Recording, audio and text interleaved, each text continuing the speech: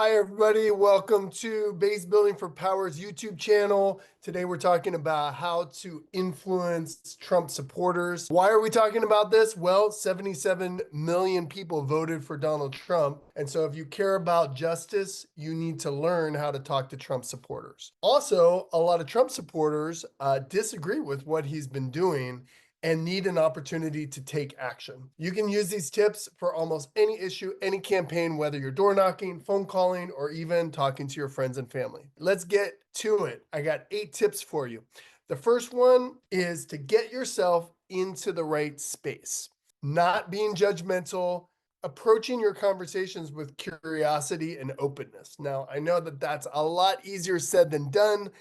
A lot of us have all kinds of feelings about people that voted for Trump, but if you want to actually move them, then coming at it from a point of judgment is not going to help you.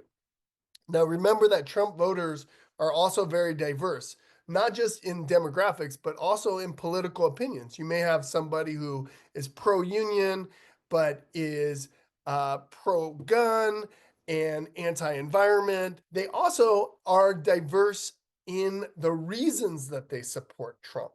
In 2016, when Trump was elected the first time, I was distraught and I wanted to know what had happened. And I was really frustrated with the constant negativity towards Trump supporters as racist, as stupid, as ignorant of Trump, as 100% with Trump. And I thought, well, many of these people are my family members. So I actually went on a road trip to Ohio and Indiana, where a lot of my Trump supporting family lived, and spent a week talking to them after the election.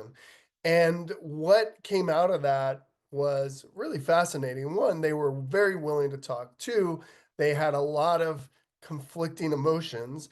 And I remember leaving and thinking that if I had had time to actually talk to them before the election, I could have had an influence with them. They were very open to me. Now, a lot of what I'm going to talk about next stems from that event and also organizing going forward. Number 2, we need to assess, are they 100% Trump voters? Are they MAGA Republicans? Those people are not worth your time. So you want to identify in the very beginning if they're 100% Trump voters, no problem, move on. Or do they have concerns? I would straight out ask people, are you 100% Trump voter or do you have some concerns? And if somebody said, oh, yeah, well, yeah, I'm kind of concerned about a couple things, then I would ask them what their concerns are and try to draw out those concerns. Number 3, identify what is the most important to them. You need to find out their issue. Now, how do you do that? You could ask straight out, what's the most important concern you have for you and your family in the country today? You could also fish for current events. How do you feel about this? Did you hear about this in the news? What do you think about immigration? What do you think about the tariffs? How do you feel about the arresting of a judge? So you could ask different things just to try to find out, is there anything that lands that somebody is really concerned about? Now, when you fish for issues, you may get triggered, and it's very important not to fall into a debate with people. In the beginning of talking with anybody that you disagree with, the point is to really start in a positive way, which leads to number 4, which is to find a point of agreement, whatever it is. Now, I generally find the point of agreement across the spectrum is the cost of living, but it could be something else. And so when you find that point of agreement, then talk about it, connect about it. I agree with you about this. The cost of living is affecting me.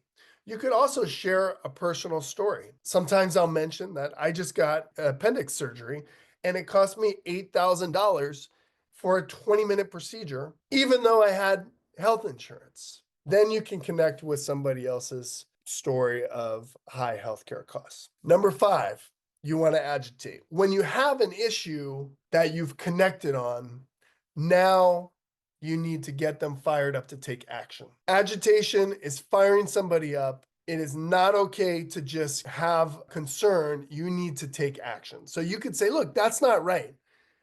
it makes me angry how high the healthcare costs are and how we can't even get, many of us can't even afford insurance.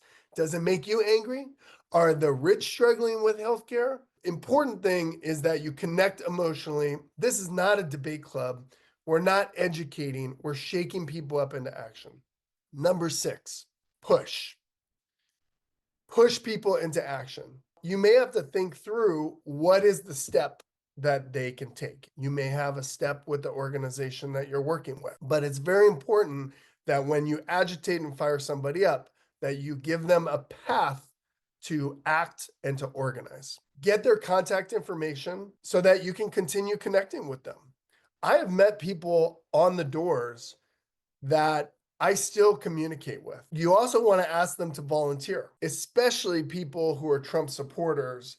They need to step up. They need to help and stop this madness. Number 7, talk about tariffs. Cost of living is the number one issue affecting everyone. It's not the only issue, but it's always the number one issue.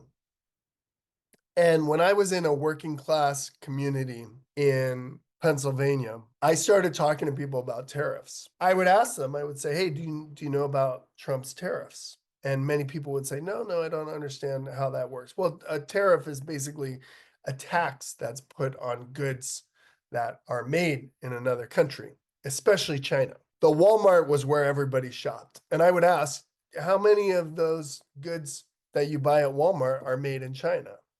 And most people would say, oh, yeah, a lot, almost all of it. Well, what's going to happen when there's a tax that's put on those goods that are made in China? And they would say, well, it's going to go up. Our costs are going to go up. Well, exactly. This is the problem, right? So I would walk through how the tariffs would work. Now they're in place. So asking how it's already affecting your cost of living. But this is a very important issue that is going to affect every single person's cost of living. Number 8, build your resilience. Talking to Trump voters, talking to anybody that we disagree with is not easy. It can be very challenging emotionally, and we got to get ourselves in the right space to do it. But I want to ask you to commit to building your resilience. And the best way to do that is by starting, is by picking up the phone, is by joining an organization, is by knocking on doors. And if you are able to take these steps and then practice them, it will get easier over time. So thank you for joining us. Please like and subscribe if you like what you've heard today so we can get it out to more people. And I'd also love to hear your comments, your experience talking with Trump supporters.